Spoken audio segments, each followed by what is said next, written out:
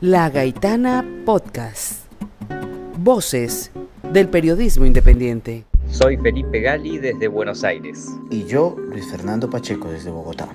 Y esto es Escrutinios, el podcast para analizar los resultados de las elecciones más importantes a lo largo del mundo. Y para defender la democracia en estos tiempos difíciles. Acompáñennos este 2025 para conocer a los candidatos, los partidos, las tendencias, los resultados y las implicaciones de los principales procesos electorales en América Latina y el mundo. Solo aquí, en La Gaitana Podcast.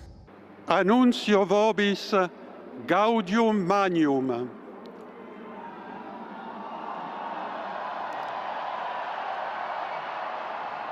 Habemus papam.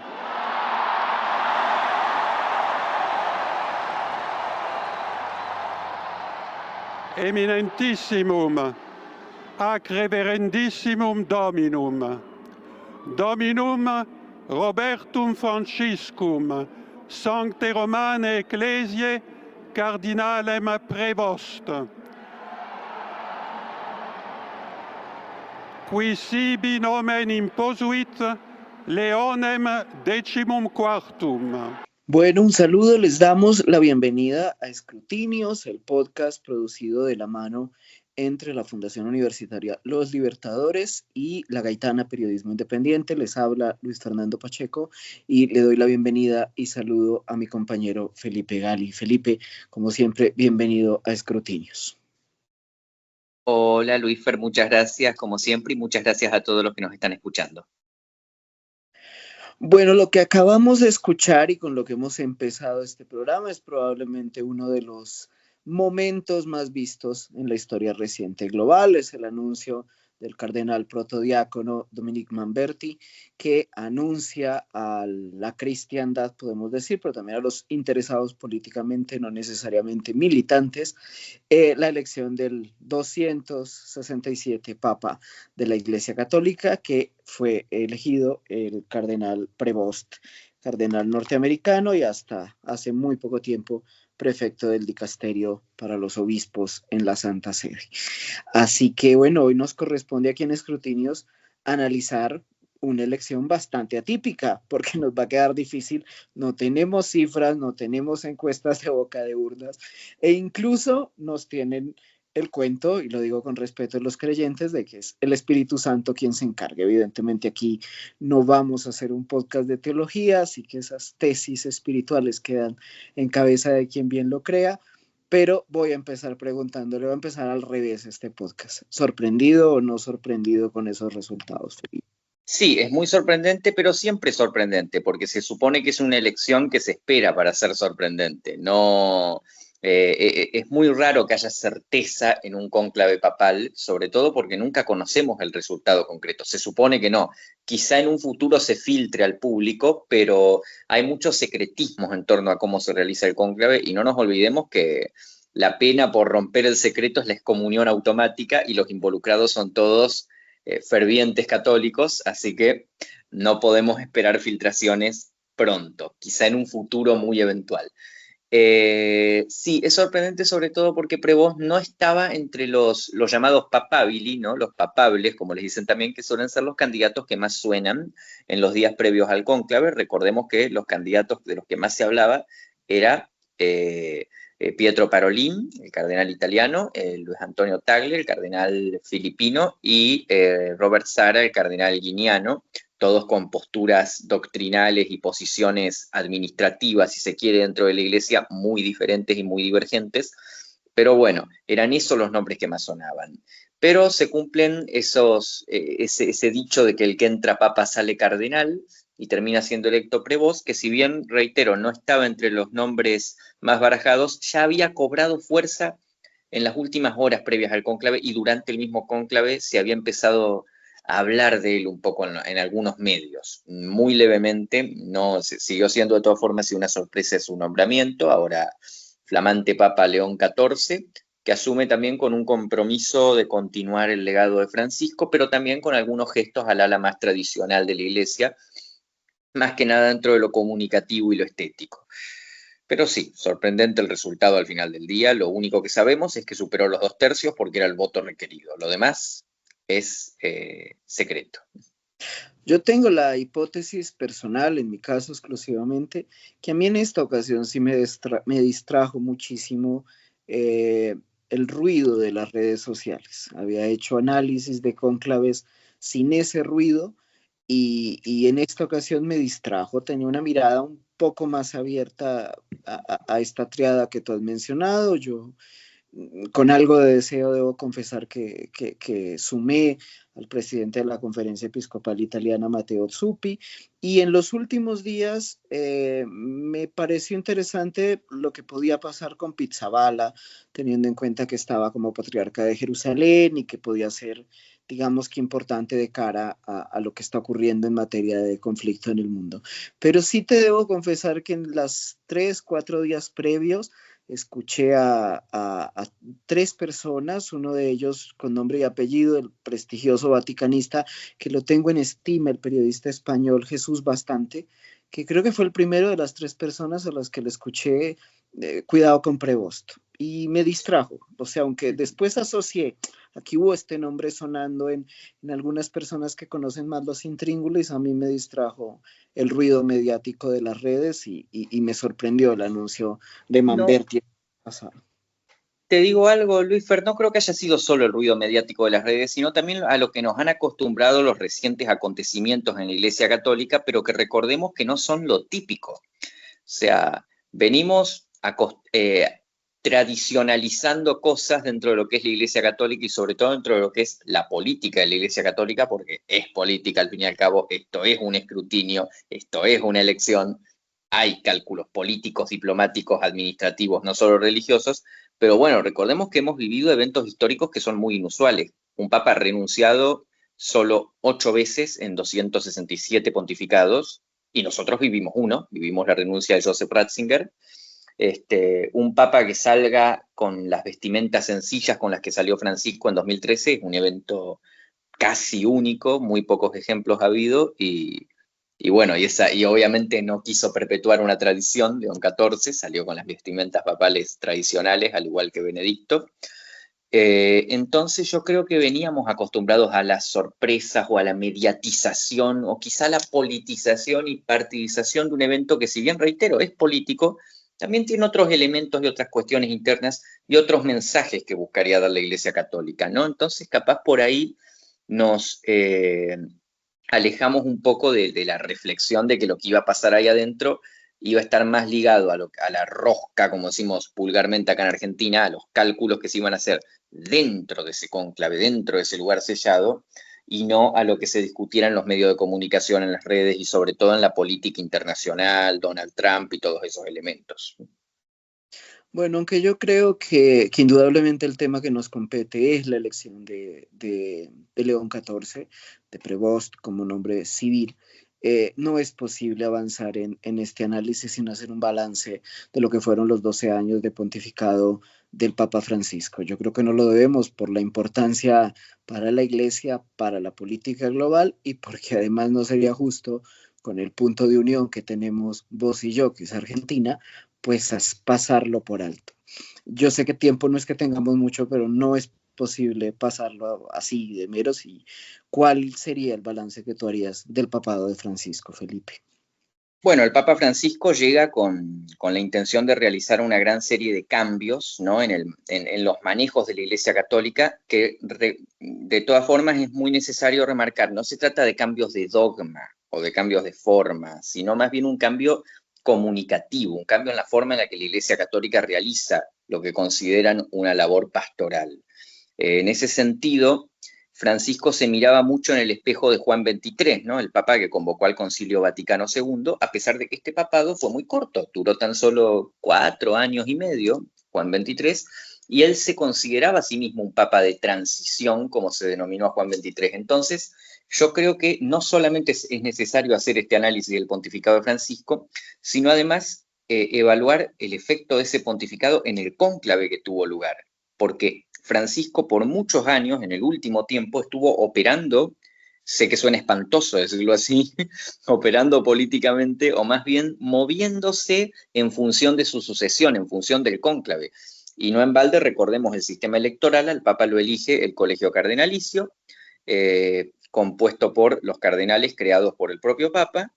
Y bueno, de los 133 cardenales que en última instancia votaron en este cónclave, es decir, cardenales menores de 80 años, que son los que tienen derecho a voto, hubo un 80% de estos nombrados por el propio Papa Francisco. Entonces, él primó mucho la creación de nuevos cardenales, si bien es esperable que en cada pontificado el colegio cardenalicio saliente, por así decirlo, tenga más nombramientos del Papa más recientemente fallecido.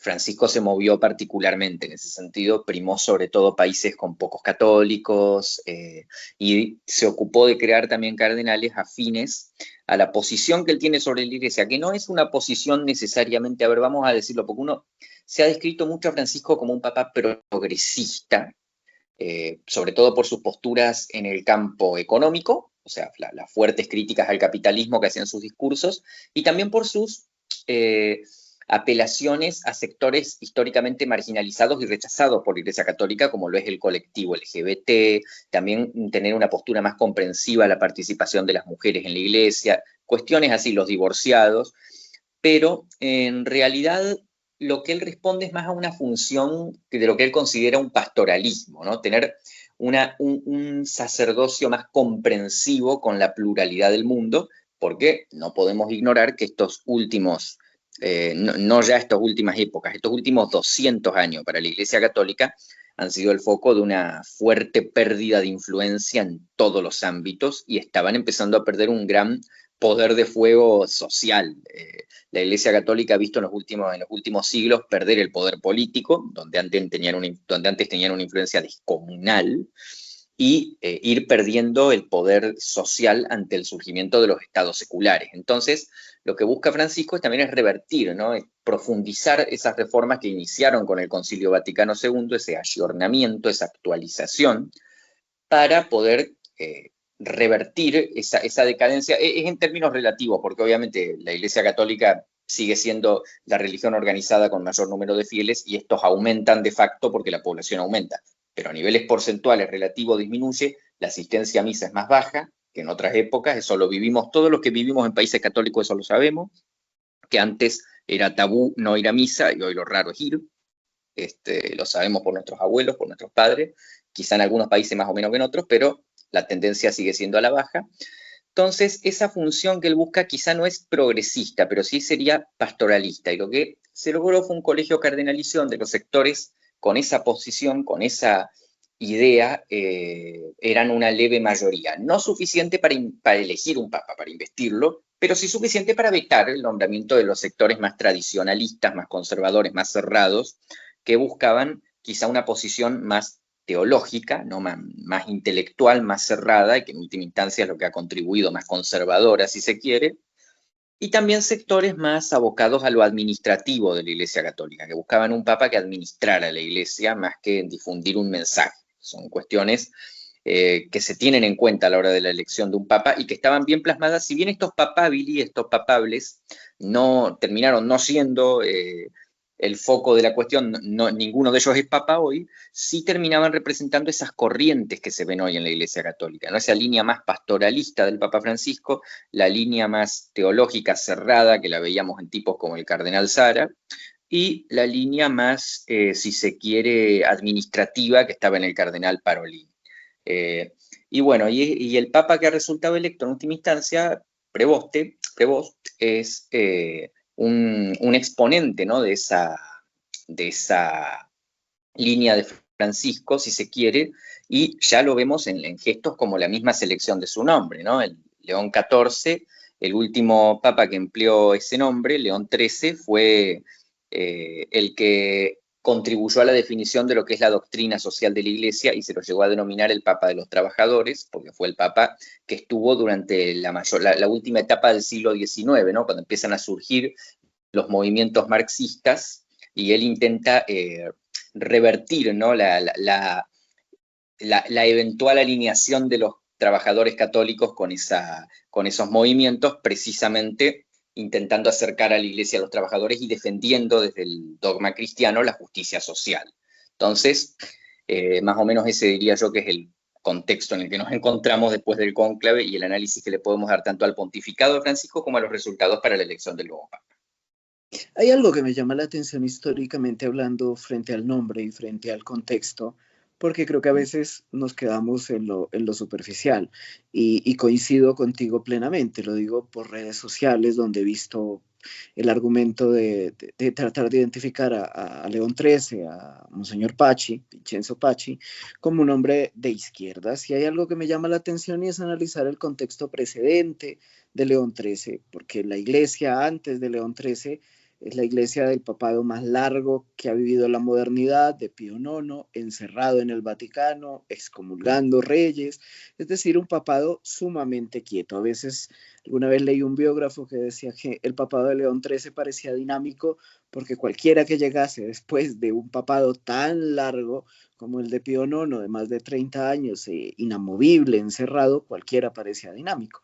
Este me llama la atención porque no es el caso. Por el contrario, creo que lo que tiene por delante el nuevo papa es reemplazar un papado supremamente dinámico, que yo soy de los que creo, como varios vaticanólogos, que Francisco no fue un papa de transición, que la gente recordará por muchos años. Duró más de lo que él mismo esperaba.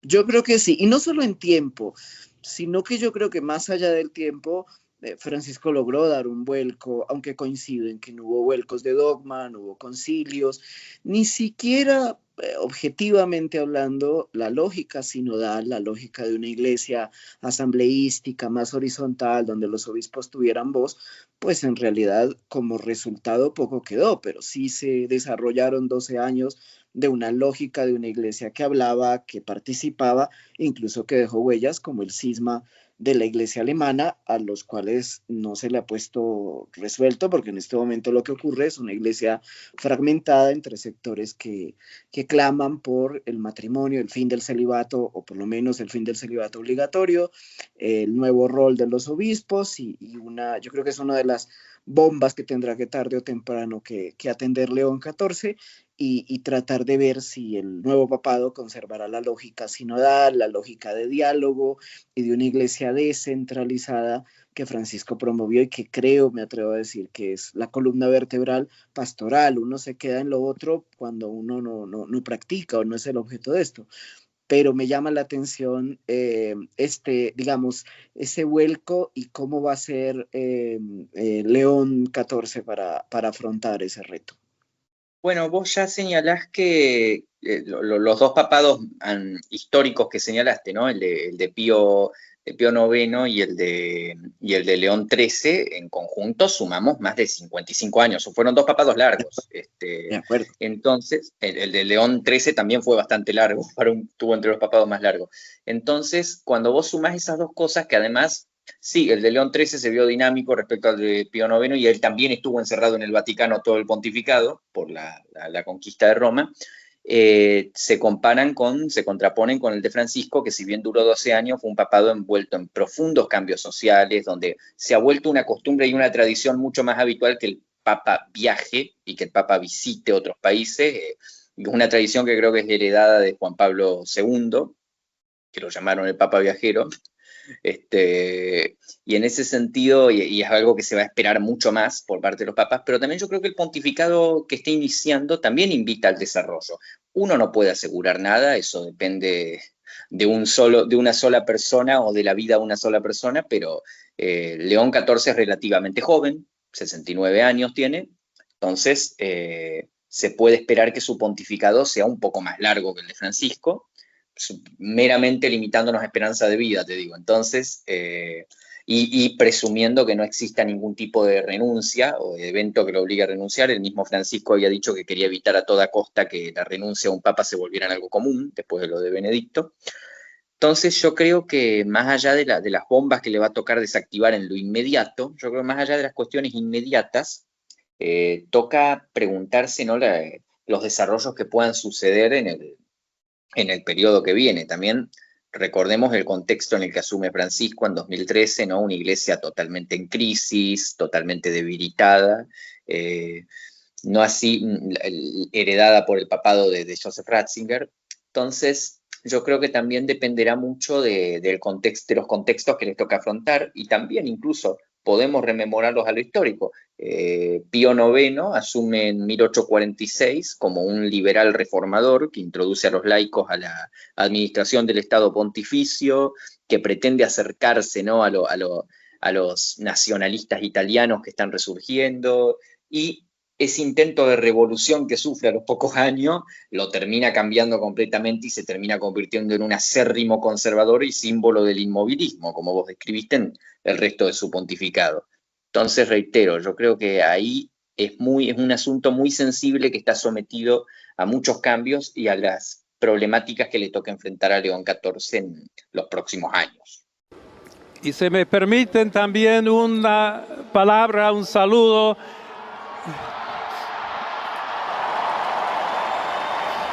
a todos aquellos, y en modo particular a mi querida diócesis de Chiclayo en el Perú.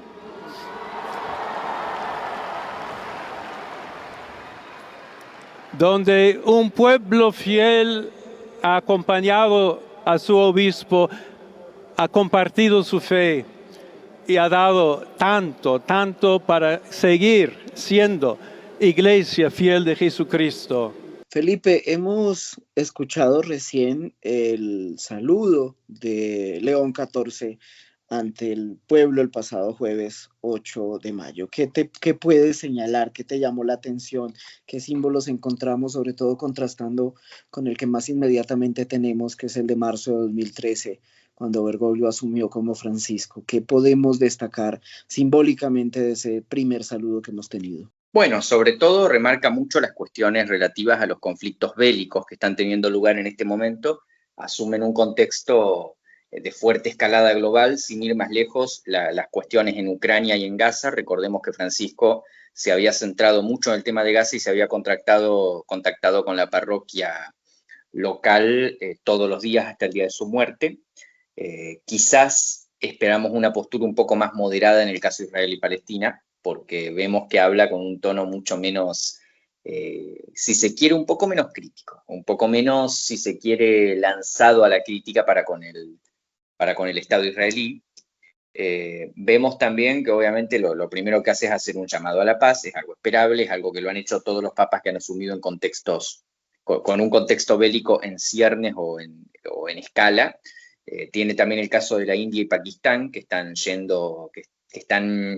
en este momento experimentando otro periodo de choques militares, y bueno, y sobre todo el tema también de Ucrania. A él le tocó además asumir el papado el día que se cumplieron 80 años que terminó la Segunda Guerra Mundial. Recordemos que también en ese momento había asumido recién un papa que era Pío XII.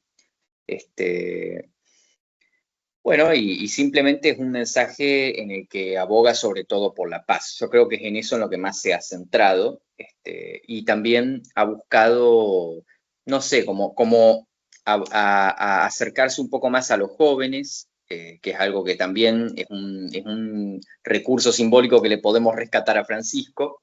Yo creo que en ese sentido ha tratado de mantener un poco de la línea, pero también demostrar que puede evidenciar un tono más moderado, ¿no?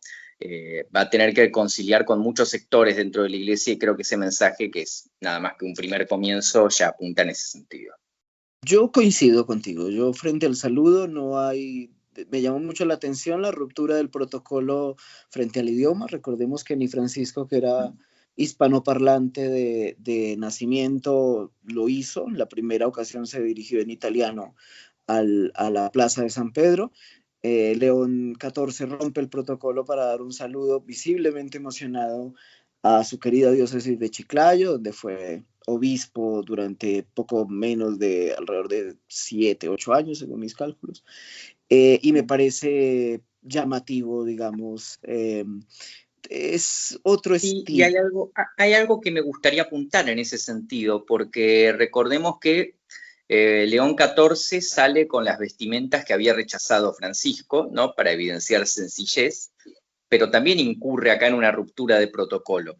Y yo pienso que quizás es algo también calculado, ¿no? Digo, uno lo piensa en el sentido de buscar evidenciar mayor sencillez o buscar evidenciar mayor humanidad, que quizás es algo que cada papa que quiera hacerlo deba buscarlo por su propia cuenta, porque si él hacía lo mismo que hizo Francisco, si él salía también vestido de manera sencilla, iba a convertir eso quizá en una continuidad o en una tradición muy abierta. Y lo que es tradición no es ruptura. En cambio, si acá él rompe el protocolo, es algo de él, ¿no? Es algo en lo que además lo podemos comparar con Francisco. Así como si Francisco, esa foto de Francisco saludando solo queda como una foto única. Puede ser también incluso un homenaje al propio Francisco, ¿no? Es decir, esto te la dejo a vos. Esta fue tu foto. Y también algo que vos señalás, ¿no?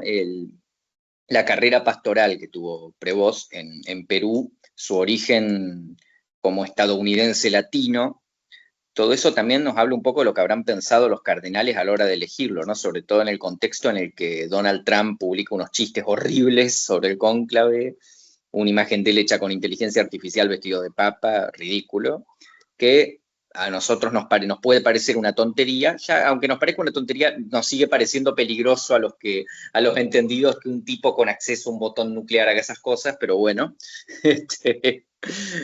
para muchos católicos fue un insulto directo y abierto, y también yo creo que puede ser también un mensaje, ¿no? Un mensaje de la misma Iglesia, no ya a señalar o a intentar oponerse a Donald Trump, sino un mensaje para el mundo, decir que el control de la Iglesia lo tenemos nosotros, la Iglesia. Es uno de los asuntos de la Iglesia Católica, los resuelve la Iglesia Católica. No importa lo que diga Donald Trump, no importa lo que digan los medios, no importa lo que digan las redes sociales, también elegir a alguien que no estuviera entre los principales papables podía ser así, y ir en ese sentido, ¿no? Como era el caso en 2005, ponele, que estaba muy asegurado que el mensaje de unidad de la Iglesia Católica, que eso es lo más importante, un cónclave, dar el mensaje de unidad, no sea cosa que alguien dude de la legitimidad del Papa. El mensaje de unidad pasaba por elegir al que era en ese momento el candidato más seguro, que era Ratzinger, porque era la mano derecha de un papa que había tenido uno de los pontificados más largos de la historia, que era Juan Pablo II, y que además era muy popular. Y en el caso de 2013, mandar el mensaje de unidad también acá pasaba por escoger a alguien que tuviera que hacer cambios que en ese momento todos reconocían que eran necesarios, y la gran mayoría conocía a Bergoglio, si bien no era tan segura su elección como la de Ratzinger, sí figuraba entre los papabili, sí figuraba entre los que nombraban los medios, recuerdo en esa época, no recuerdo tanto, pero sí lo debo haber leído. Bueno, yo creo que en este caso pasaba por mandar ese mensaje de unidad de la Iglesia frente a un mundo que siempre va a querer tener injerencia o interferir en los temas de la Iglesia, o va a querer beneficiarse de la Iglesia. El mensaje de unidad pasaba por escoger a alguien que no estuviera en la palestra. Yo creo que pasaba por ahí también. Bueno, vamos a ir a una pequeña pausa institucional. Estamos aquí en Escrutinios, el podcast realizado de la mano entre la Fundación Universitaria Los Libertadores y la Gaitana Periodismo Independiente para analizar elecciones, y hoy estamos analizando los resultados del pasado cónclave que llevó a la cabeza de la Iglesia al ahora Papa León XIV. Vamos a una pequeña pausa. En breves segundos continuaremos este episodio.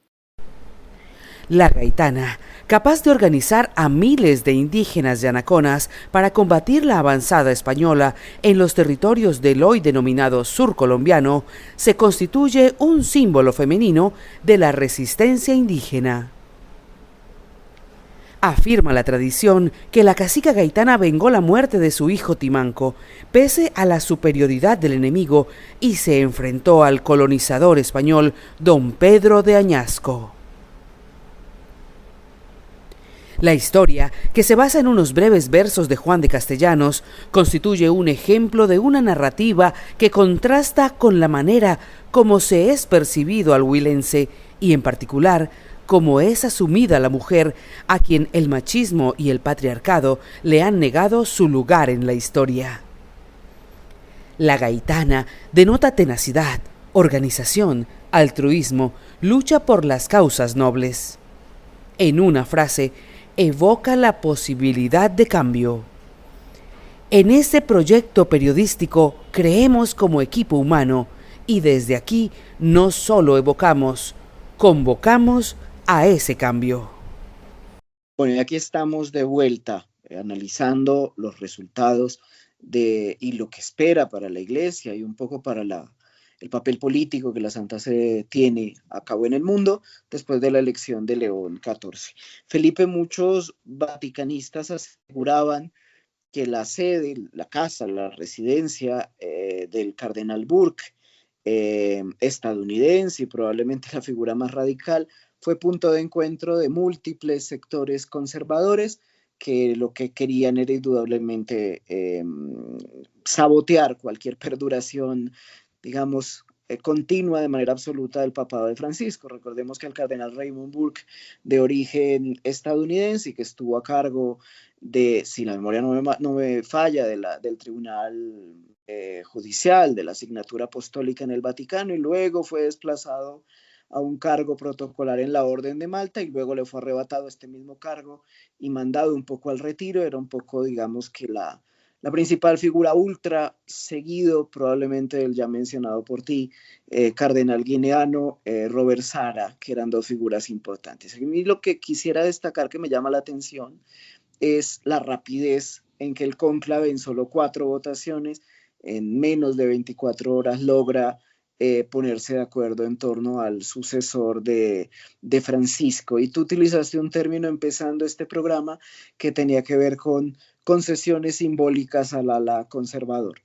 ¿Tú qué tanto crees? Es decir, esto es desde la mera hipótesis, pero ¿qué se pudo haber conciliado y qué guiños puede haber de giros que hayamos visto en temas como los que veíamos en el bloque anterior, como el volver a los atuendos clásicos, la declamación perfecta cantada de latín en el Regina Coeli del domingo, del primer domingo ante la plaza de San Pedro llena? ¿Cómo ves tú esos símbolos y qué tanto uno podría pensar que están aliviados los conservadores con la designación de Prevost en lugar de figuras que les daba un poco más de picor, como por ejemplo el cardenal filipino Luis Antonio Tagle? Yo no creo que sepamos nunca cuál fue el producto de esas negociaciones, salvo que se terminen filtrando por obra de alguna acción disruptiva, en cuyo caso estaríamos ante una lucha interna dentro de la Iglesia. ¿Se entiende? Cualquier discusión interna que se haya producido no se va a filtrar a menos que se incumpla cualquier acuerdo al que se haya llegado y este sector más conservador decida hacer públicos algunas de esas cuestiones. Y vete a saber cuánto les podría convenir. Burke venía de una importante confrontación con el Papa Francisco al punto de que sus críticas se habían hecho públicas, así que yo te aseguro que si llega a pasar algo de eso nos vamos a enterar. Ignoro, honestamente, si te digo, no sé si vos tendrás alguna hipótesis. Yo en este momento no me inclino tampoco a hacer en ese sentido muchas suposiciones. Yo creo que deberíamos en todo caso esperar a que pase un tiempo, quizá un año, a que veamos el desempeño del papado.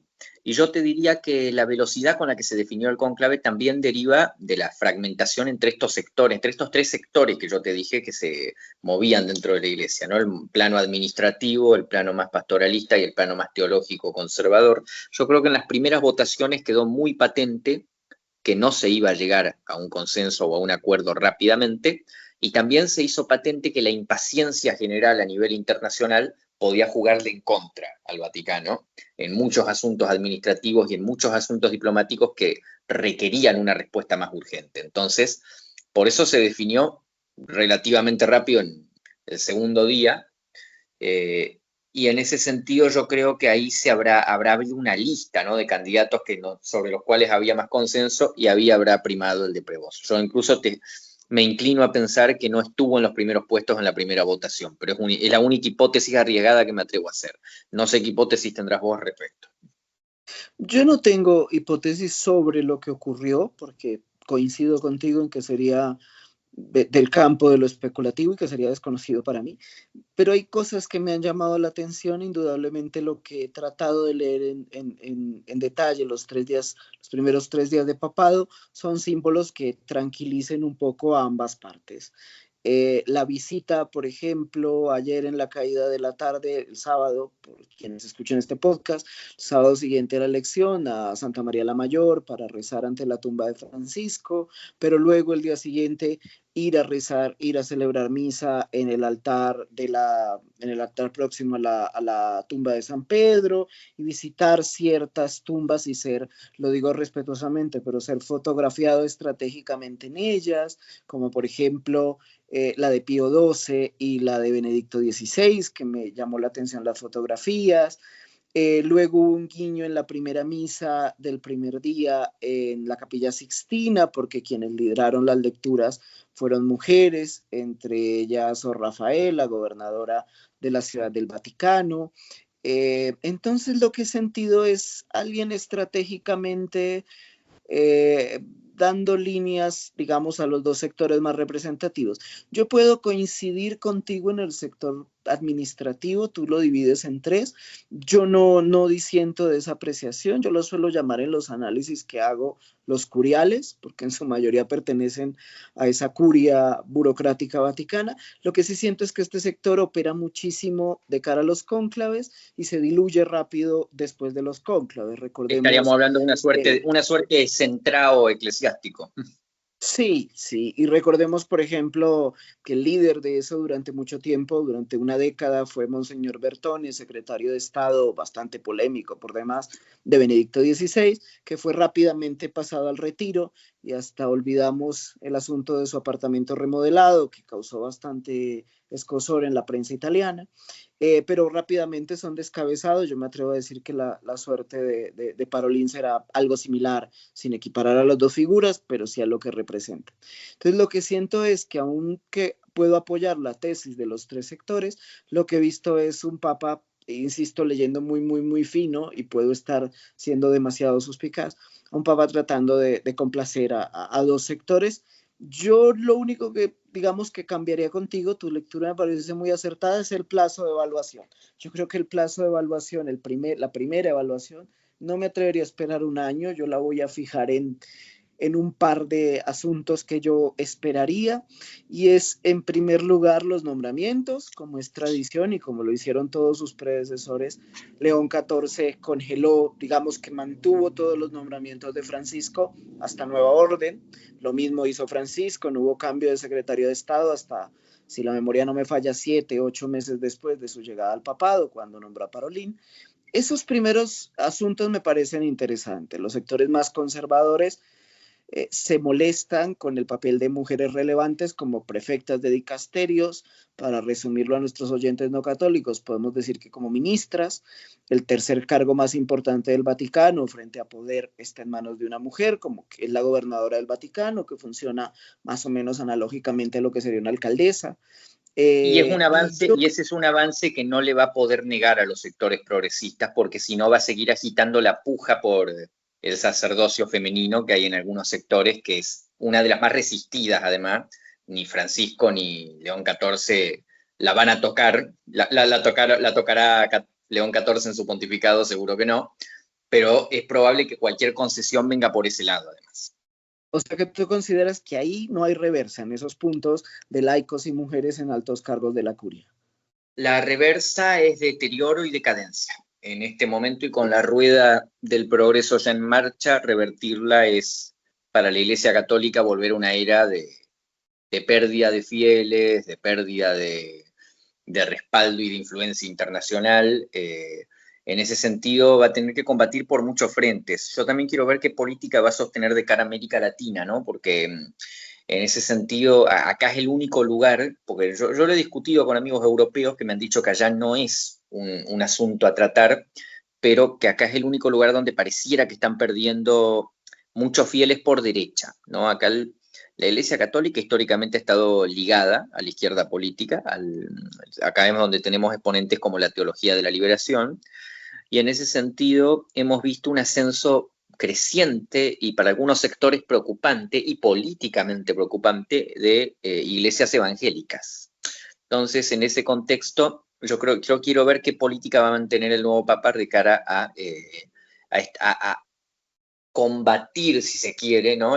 Porque muchas de estas iglesias están creciendo a costa de la Iglesia Católica, y después el resto de los fieles los pierde por obra de los sectores más progresistas que terminan cayendo en el agnosticismo o en el ateísmo, ¿no? Entonces yo quiero ver cómo va a equilibrar esas dos luchas, porque son dos luchas que van a ser clave para la Iglesia Católica, para mí en la próxima década por lo menos. A mí hay dos temas que me llaman la atención y, en primer lugar, lógicamente, pues es el caso de Estados Unidos. Es su relación en algunos temas con Estados Unidos. Francisco, a veces nos quedamos en la política macro, en el nombramiento de cardenales, pero por ejemplo en los últimos semestres de vida de Francisco hizo nombramientos estratégicos en grandes diócesis norteamericanas, sobre todo ubicadas en la parte sur y suroeste de Estados Unidos, que bastaba ver los apellidos de los obispos designados y te dabas cuenta, sin mayor investigación, que hablábamos de migrantes, o por lo menos de descendientes en primera línea de migrantes, González, Ramírez, Rodríguez. Y luego hubo una puja muy interesante por el papel de estas diócesis, que suelen ser menos visibles, en torno al acogimiento de migrantes, a facilitar organizaciones como Cáritas o las organizaciones locales, al apoyo de estas personas, pues que además su dignidad se ve menoscabada, no solo por la política estatal, sino por coyotes y bandas que les cobran múltiple dinero por peligros para pasar la frontera. Este es un tema que me llama la atención y que le prestaré mucha atención. Y el segundo tema, indudablemente, que a los dos nos une y nos hace amigos, digamos, también en este trabajo que hacemos, que es el tema Nicaragua y el tema Venezuela, aunque diría que especialmente el tema Nicaragua. La iglesia nicaragüense, la iglesia católica, fue sumamente perseguida, maltratada por la dictadura nicaragüense del matrimonio Ortega Murillo. Y yo, eso fue de las cosas, confieso, que aún admirando el legado de Francisco, su silencio, si bien acogió a algunos de estos clérigos en Roma y demás, su silencio lastimó muchísimo y es de los temas que más me interesan. Incluso te diría que más, a mí personalmente, que más que el tema de los católicos que se te fugan del anuario pontificio, porque hay un tema que quisiera... Sí, pero son las cosas que yo creo que va a tener que tener en cuenta en ambos sentidos el nuevo Papa. Y sí, igual yo coincido con lo que estás planteando y obviamente... no seré yo el que defienda, ¿no? esa actitud blanda que tuvo Francisco con los regímenes autoritarios del continente, los vinculados a la Marea Rosa, ni mucho menos, ¿no? Digo, y uno podría no señalar que él tenía que tener cuidado al tratar esos asuntos porque él respondía por los sacerdotes que corrían peligro en esos países. Pero bueno, si tenemos en cuenta el tono más agresivo y más duro con el que criticaba otras instancias de violación de los derechos humanos, se diluye un poco. Ahí también había sacerdotes católicos y no le importaba hablar. Felipe, algo que me llama la atención y que no tampoco quisiera dejar de pasarlo en este programa, y tiene que ver con que indudablemente fue el primer cónclave atravesado por la mediatización. TikTok, Instagram, redes sociales, incluso un buen vaticanólogo dijo, estamos frente al primer cónclave de selfies, hubo muchas selfies en los pres, antes de que tuvieran que prescindir de los celulares y demás, pero algo que me llama la atención soberanamente, especialmente en redes como TikTok, es la afluencia de personas de la generación Z y de la generación Alfa emocionadas con un evento como estos. Aquí juegan muchos temas como el misticismo, el ritual de la chimenea, las frases en latín, es decir, detrás hay un tema que puede ser atractivo porque no es igual a la comunicación del Consejo Nacional Electoral de un país anunciando cifras, pero tú crees que hay ese era el meme, ¿no? De falta de aura la Iglesia Católica no se va a morir. Lo que pasa es que siento que incluso más que los últimos dos que vi, insisto, este es el primero de masificación de redes ya habían en 2013, pero ahora tenemos una profusión enorme. ¿Pero crees que es errado decir que hay un resurgir de interés en temas espirituales de las nuevas generaciones que los millennials no tuvimos y que estuvimos más bien distantes de estos temas? ¿O es solo el ruido de estos días? No es imposible. Mira, no, yo te digo, no es imposible que sea así como vos lo decís. Y puede ser quizá en parte un legado de Francisco, también en parte un legado de una época que hemos visto que ha estado dominada por la pérdida de interés en todo.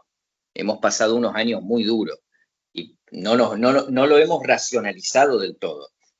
Nuestra generación ha sido un poco más, ha sido objeto de una apatía fruto de las crisis económicas, de lo que fue la pandemia, y es probable que mucha gente esté buscando algo en lo que apoyarse, ¿no? Algo en lo que recostarse, y también una figura mucho más cálida, como lo era Francisco, mucho más humana, que yo creo que por ahí Prevost tiene la oportunidad también de ofrecer algo así, quién sabe qué perfil tenga, pero por lo pronto va demostrando que es capaz, por lo menos, de oficiar ese papel.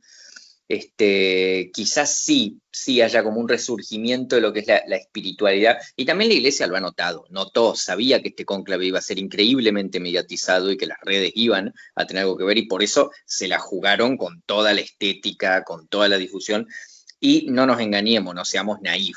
Cada una de las entrevistas que dieron los papables durante los últimos meses, cada una de las difusiones de estos eventos y de sus discursos estuvo milimetrada, pensada, planificada. Acá pudo no solo ser el primer cónclave mediatizado, ¿no? El primer cónclave de TikTok, sino que yo te diría que hubo el primer cónclave con una campaña electoral abierta, te diría yo que fue. De acuerdo. Felipe, yo no podría cerrar escrutinio sin un último tema donde creo que la autoridad eres tú. A mí algo me llamó la atención de los papados de Francisco y de Juan Pablo II.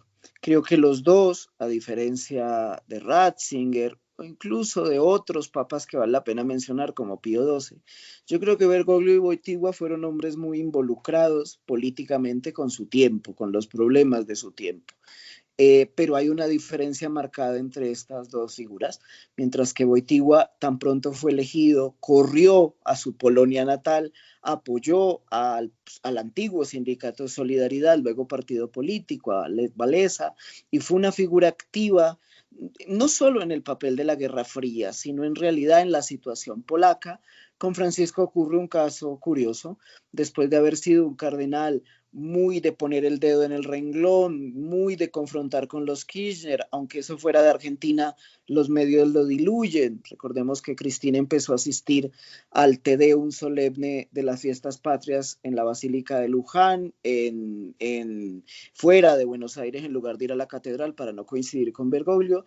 Después de asumir, pues una de las grandes deudas de ustedes, cuando digo ustedes digo todos los nacionales, no lo digo de ti, los argentinos han reclamado, que fue un poco el nunca haber ido a visitarlos, el tratar de abstenerse. Yo creo que hay muchos análisis al respecto, pero yo quiero conocer tu apreciación de eso y de cómo se ve hoy ya con ese papado cerrado desde Argentina ese fenómeno tan curioso. Sí, es una espina, ¿no? Que no haya podido venir nunca siendo papa o que haya decidido no venir.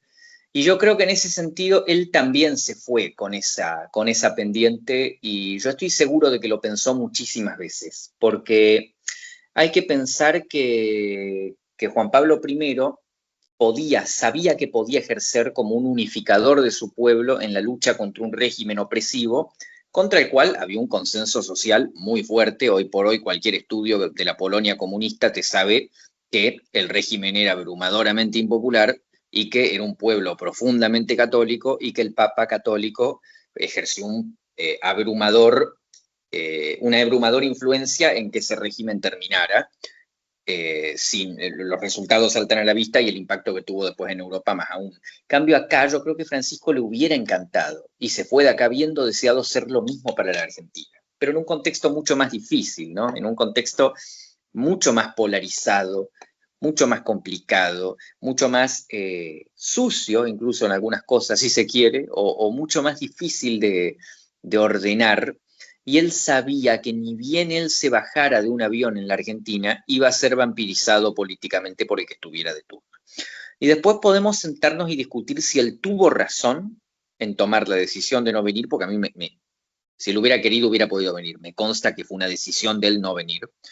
Pero podemos discutir si fue un error o no. Pero yo creo que eso es lo que él sentía. Y ya después eso es un error humano, una cuestión humana. Yo creo que fue un error, yo creo que él debería haber venido, y haber intentado mandar así un mensaje unificador o un mensaje pacificador a nuestra manera, sin comparar los horrores que habrán pasado en Polonia. Nosotros hemos pasado periodos muy difíciles y yo creo que hubiera sido muy bueno que él hubiera venido acá. Pero bueno, reitero, yo creo que eso ya es juzgar más un error humano que un error político. No sé qué pensarás vos.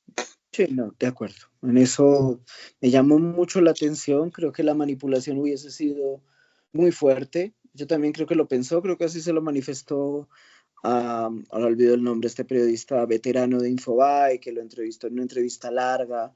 Se Se hizo con o sin él, y yo creo que esa es también la señal de que fue un error. Se hizo sin él, no importó. No nos olvidemos la campaña que Sergio Massa no dudó en apelar a los insultos que le había lanzado Milei al Papa. Pues nada, Felipe, yo creo que ha sido un panorama muy interesante, son unas elecciones totalmente atípicas.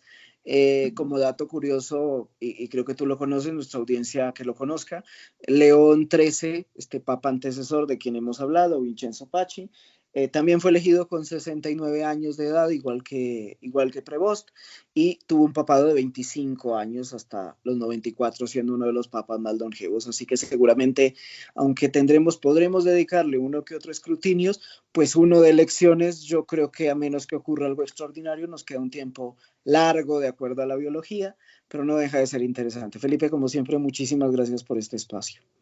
Muchas gracias a vos, Luis Fer. Un abrazo muy grande y un abrazo muy grande a todos los que nos están oyendo. Y a quienes nos siguen, recuerden que Escrutinios puede escucharse en todas sus plataformas de podcast, que también pueden encontrarlo en nuestra página web www.lagaitana-periodismo.com, y que las redes de Felipe, yo no tengo redes activas, pero las redes de Felipe, que hacen muchísimos más análisis que los que en Escrutinios podemos cubrir, es @fescrutinios en X, antes Twitter. Síganlo y se van a enterar de muchos de los análisis electorales que realiza en estos tiempos. Que tengan una excelente semana y no dejen de seguirnos y escuchar el material que producimos para ustedes. Hasta luego. Escrutinios es una idea original de Felipe Gali y Luis Fernando Pacheco, producido por La Gaitana Periodismo Independiente. El diseño sonoro es de Ani Cortés y la voz institucional de La Gaitana es de la poetisa Ana Patricia Collazos. Este fue un producto de La Gaitana Periodismo Independiente. Pueden visitar nuestra página web www.lagaitana-periodismo.com y seguirnos en Facebook como La Gaitana Periodismo Independiente, en Instagram, TikTok y X como La Gaitana Periodismo.